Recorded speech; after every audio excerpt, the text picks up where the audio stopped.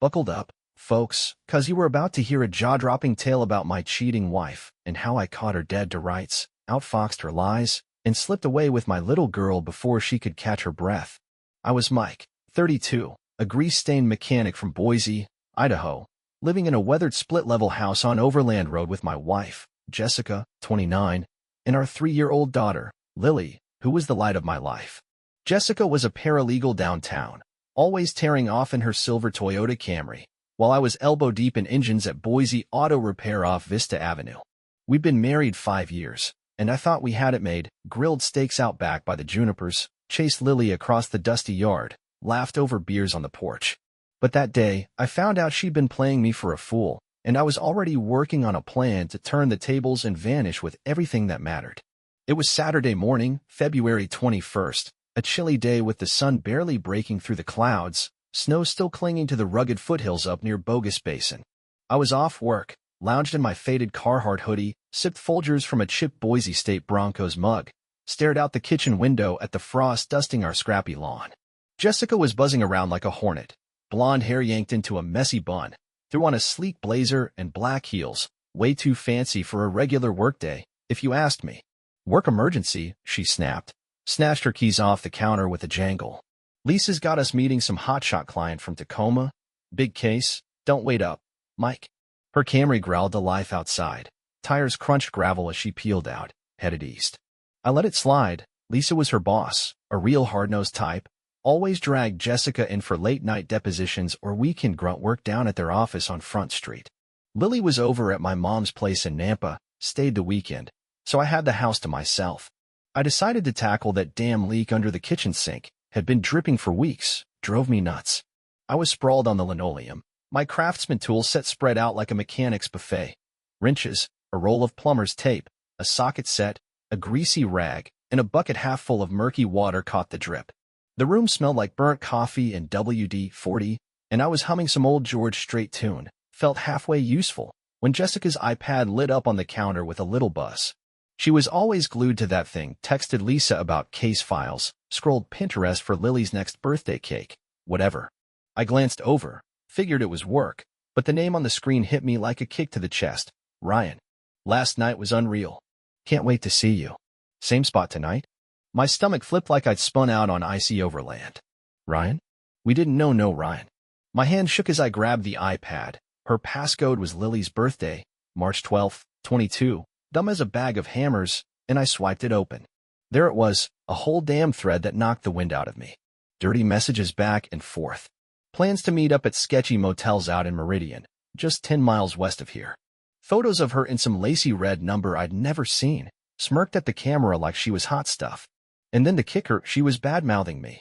Mike's so dull, he doesn't suspect a thing.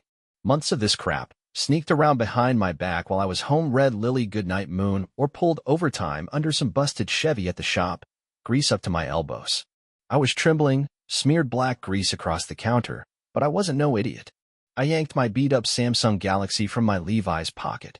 Screen was cracked from dropping it at work, but it'd do, and started snapping pictures of every message, every photo, every smug little word.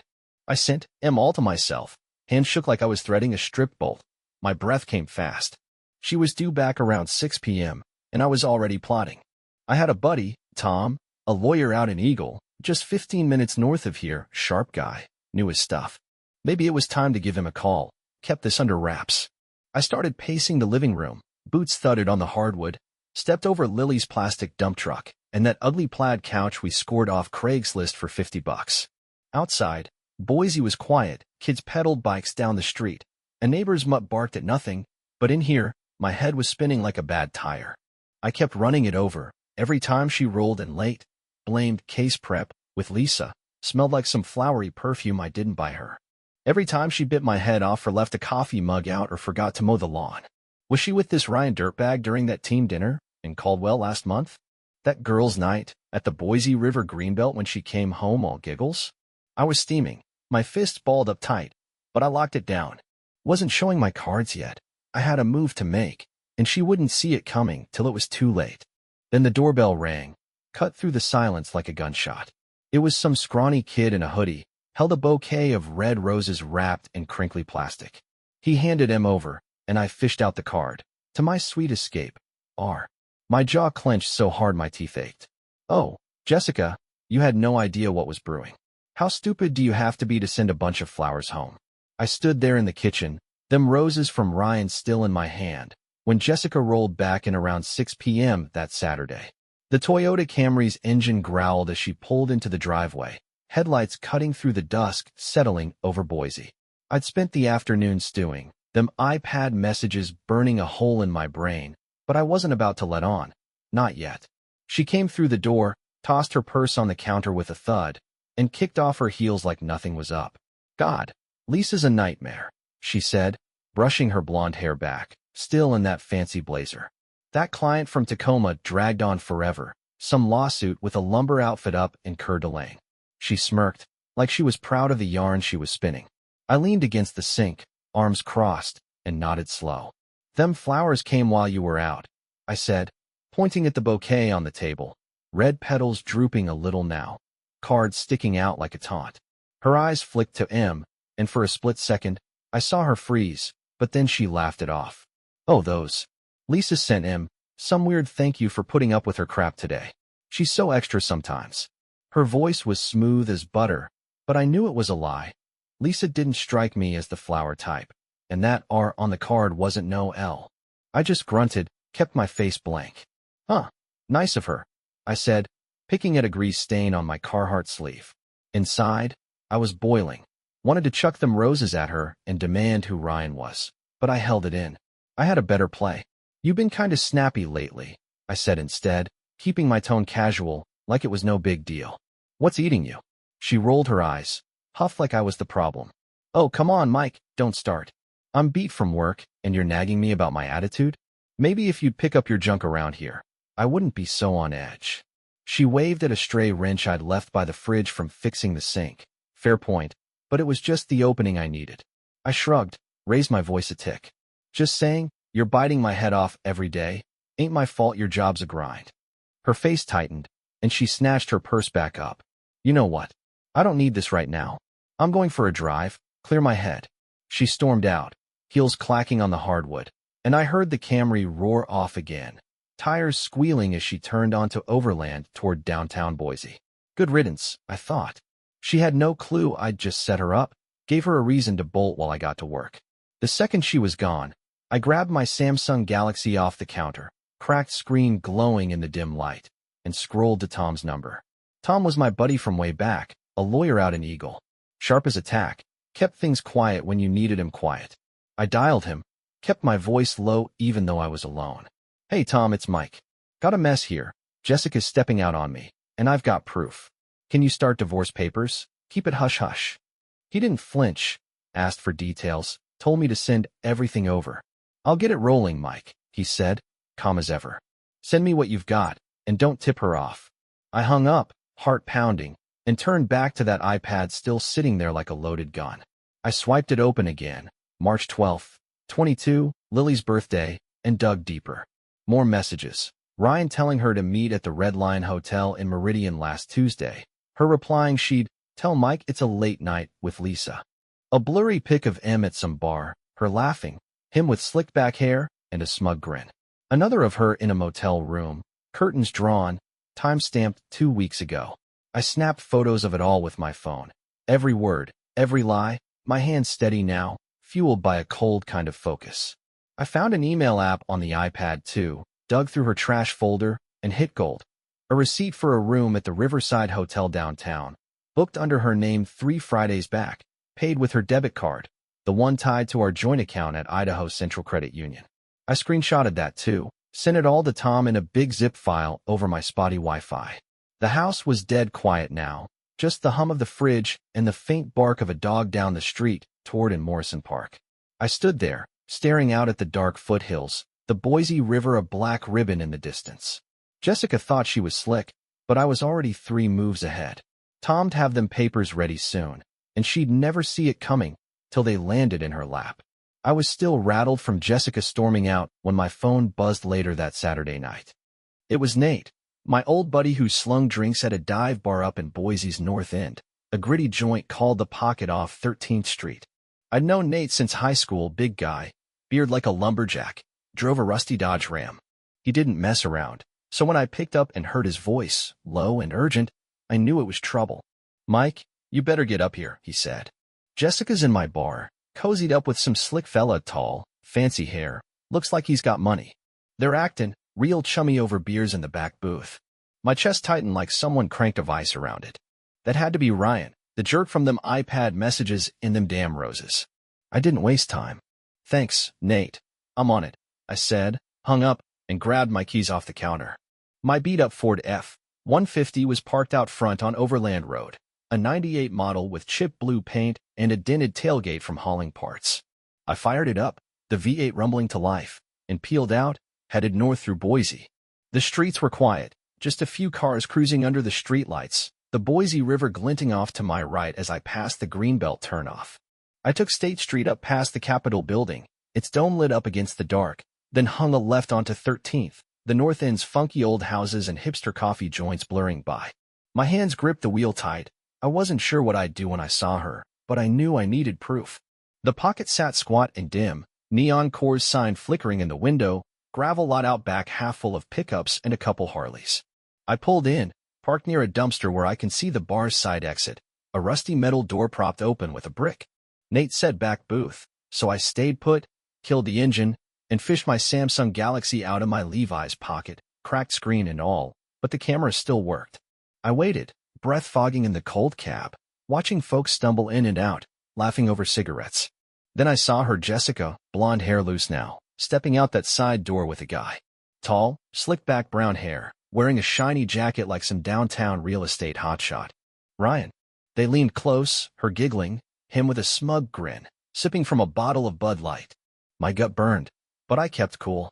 I zoomed in with my phone, snapped a dozen shots, her hand on his arm, them laughing, him pulling her in for a quick hug before they ducked back inside. The pics were grainy, but clear enough, date and time stamped. I sat there a minute, engine ticking as it cooled, staring at them images. That was it. Hard proof she was two-timing me, right there in Boise's north end, not 5 miles from our house. I wasn't gonna barge in, though, no point in a scene. I had what I needed, and I wasn't about to let her know I was onto her. I started the truck, pulled out of the lot slow, and headed back down 13th, past Hyde Park's little shops all shuttered up. My mind was racing. Lily was safe with my mom over in Nampa, tucked in at her little brick house. Jessica didn't know I'd left the house, didn't know I'd seen her with Ryan. I had to keep it that way. I pulled over near a Sinclair gas station on State Street, the green dinosaur sign glowing overhead, and opened my phone again. Tom, my lawyer buddy in Eagle, needed these pics. I scrolled to his name, Tom Harper, lived off Hill Road up there, and sent him over with a quick text, caught her with him at the pocket. Add this to the pile. My Wi-Fi was spotty, so I waited till the little sent checkmark popped up, then shoved the phone back in my pocket.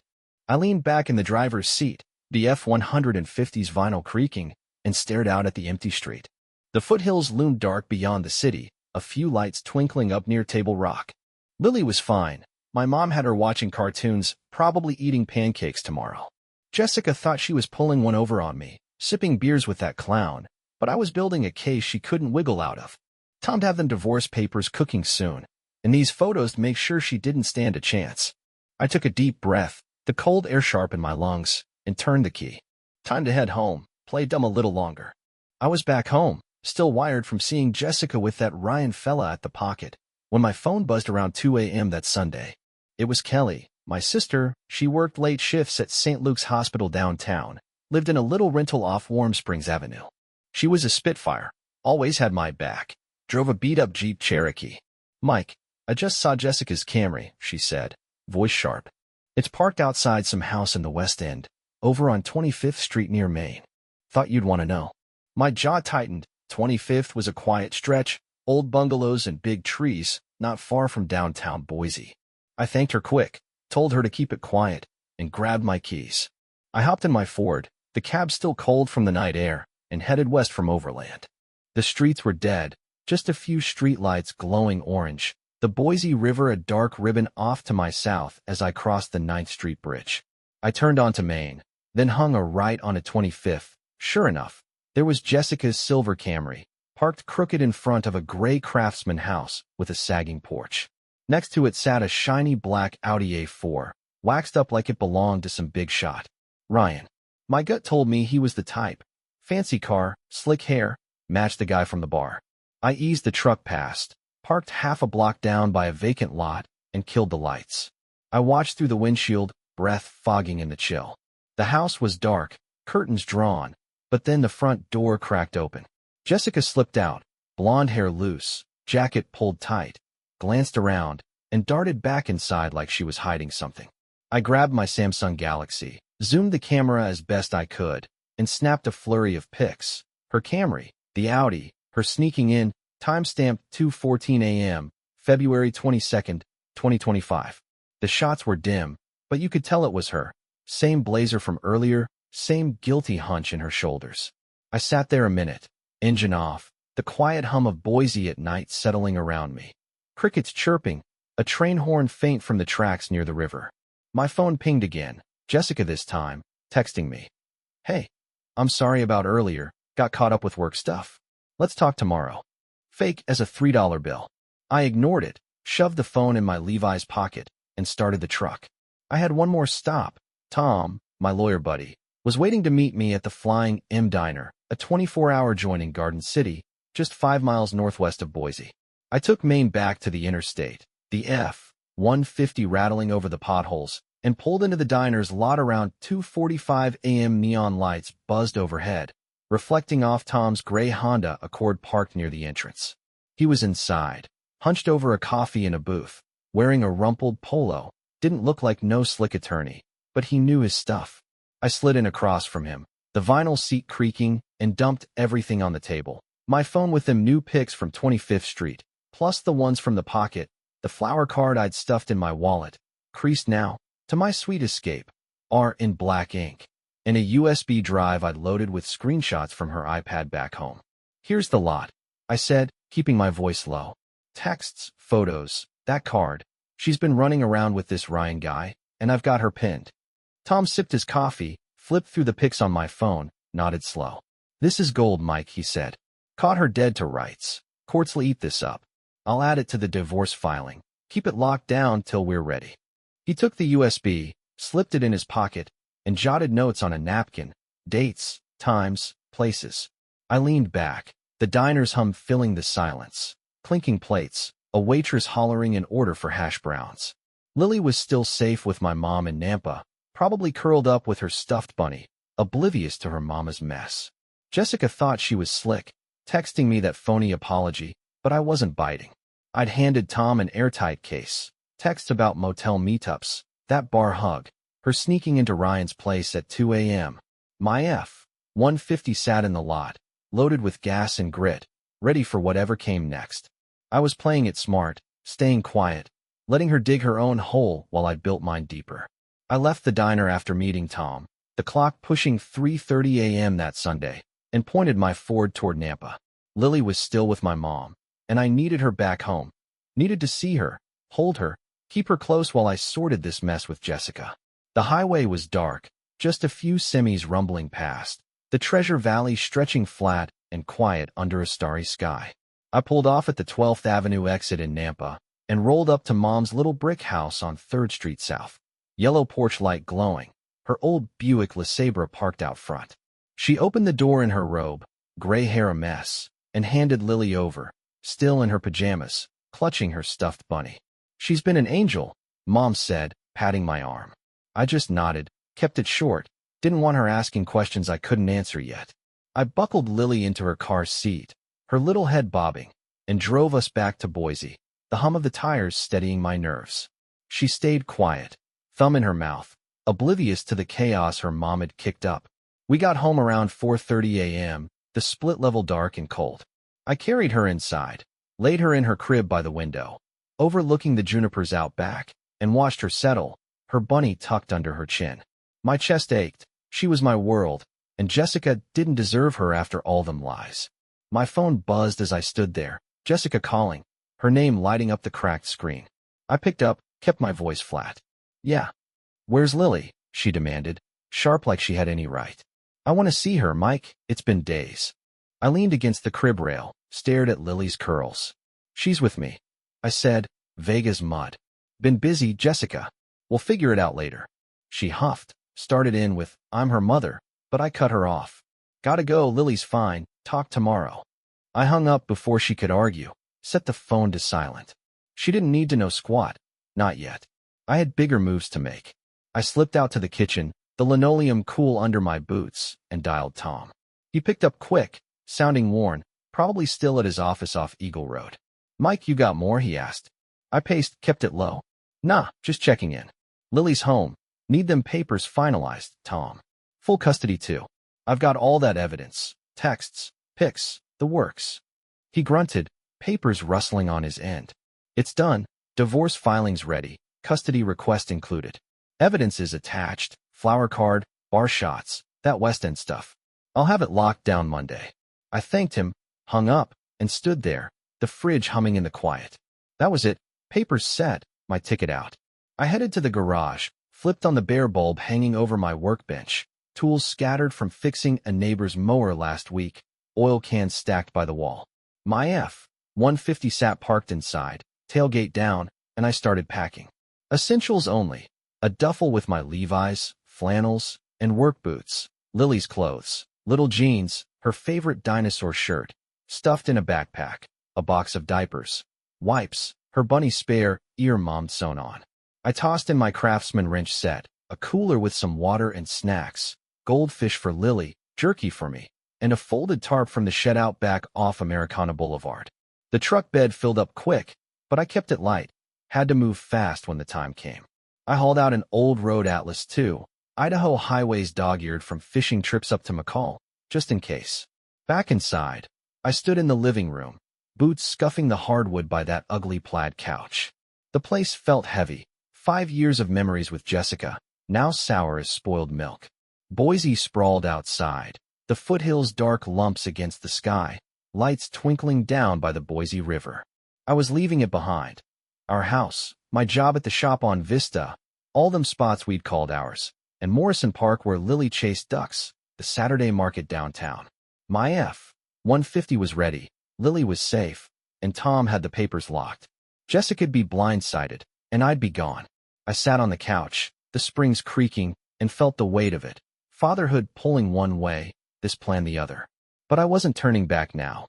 I spent that Sunday morning holed up at home, keeping Lily busy with crayons and a stack of coloring books, dinosaurs and princesses, her favorites. Jessica was back at work. It was February 22nd, and Tom had told me the divorce papers were set to hit Jessica that day. He'd hired a process server out of his office in Eagle, some guy named Dave who drove a white Chevy Malibu and knew how to keep things low-key. The plan was simple. Serve her at her paralegal gig on Front Street, downtown Boise, with all the evidence, texts, pics, everything, stapled right to them papers. I couldn't be there when it happened, but I wasn't missing her reaction neither. By 11 a.m., I had Lily buckled in her car seat in my Ford F-150, a juice box in her hand, and we rolled out. I took overland east to Vista Avenue, then north past the Boise airport, the hum of planes taking off over the flatlands. Lily babbled about her drawings, oblivious, while I turned left, the downtown strip stretching out, old brick buildings, the Idaho State Capitol dome poking up a few blocks away.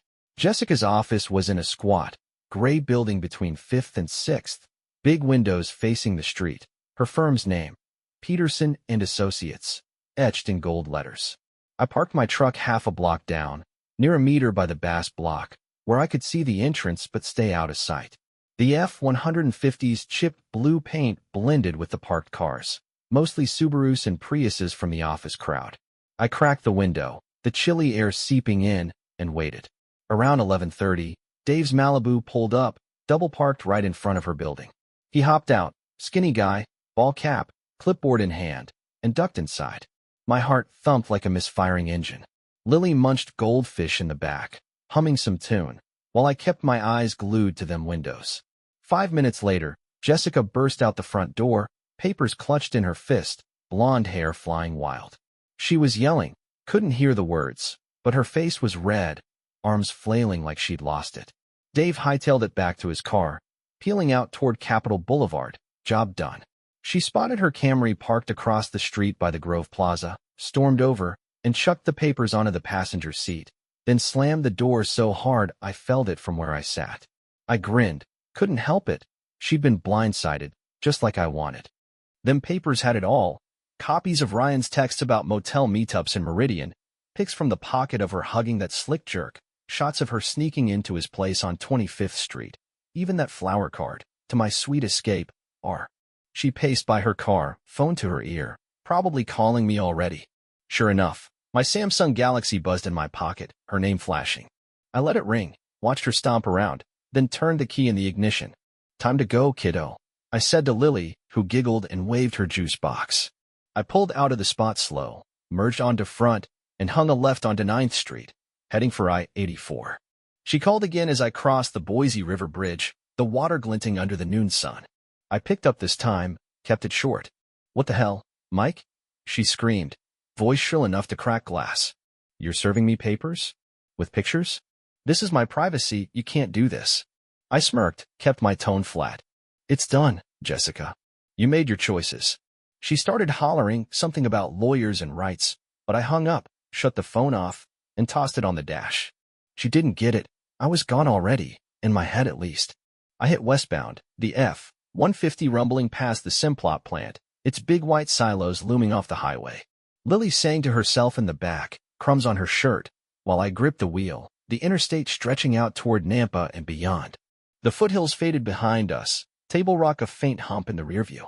Jessica was still downtown, flipping out in her fancy blazer, but I had Lily, my truck, and a plan. Tom built them papers tight, divorce, custody, all backed by her own dirt. She'd never seen it coming, and now I was rolling west, the Treasure Valley opening up wide and empty ahead. My old life in Boise, our house, the shop on Vista, was slipping away, and I didn't look back. I was rolling west with Lily in the back of my Ford, her little voice humming over the engine's rumble, when I made the call to vanish. It was still Sunday, February 22nd, the afternoon sun dipping low over the Treasure Valley. I'd watched Jessica flip out on Front Street after them divorce papers hit, and I wasn't sticking around Boise for her to figure out her next move. Lily had her bunny and a bag of goldfish strapped in her car seat, happy as could be. I'd packed the truck that morning, clothes, tools, snacks, and now it was time to ditch her old life clean. I turned off my Samsung Galaxy, popped the battery out, and tossed it in the glove box.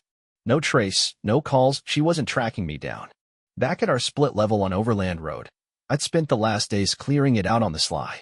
Sold my workbench and extra tools, wrenches, sockets, the whole craftsman set, to a buddy at Boise Auto Repair for cash under the table. The ugly plaid couch went to a guy off Craigslist, hauled away in his Tacoma pickup. Lily's crib stayed till the end, but I'd boxed her toys, plastic trucks, that dinosaur puzzle, and stashed him in the truck bed under a tarp. Kitchen was bare, fridge emptied, coffee mugs gone, just a lone fork left in the sink. I'd even swept the garage, left the oil cans for the next per sap who rented the place from Old Man Jenkins, our landlord off Americana Boulevard. By the time Jessica showed up, it'd be a shell. She did show up. I found out later, barreled in her Toyota Camry that evening, tires squealing into the driveway. Nate told me about it after, said she pounded on the door, yelling my name, till the neighbors peeked out. She got in with her key, didn't know I hadn't changed the locks on purpose, and found nothing.